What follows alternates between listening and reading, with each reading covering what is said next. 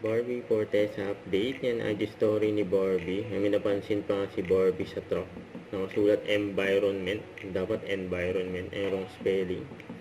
At nasi-shooting si Barbie ng Paskong Pinoy. Siyempre. Tsaka ito sabi dito sa caption. Good morning from mga hindi nag-iwalay. Let's go team to home. And dyan din pala si Radson Flores. Yan yung story niya. And binigyan niya ng kopya si Ejong D. And nag-workout si Ejong. And bago mag-shoot. You know. Ito yung interview kay And for me, love is the most powerful. Yes. Last year, no? Yes, Ngayon, last nakita ka year. ulit. Yes. Dito lang sa Pilipinas. Yes. So, i-share mo naman yan kung...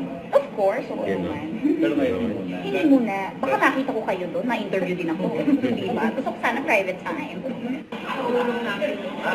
The things that I believe I had to unlearn in my adult life is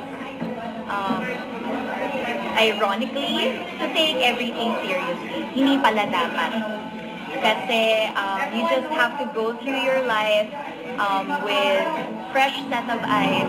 Just have fun. Kasi hindi naman lahat ay naglalast forever. So just take everything with a grain of salt and just have fun.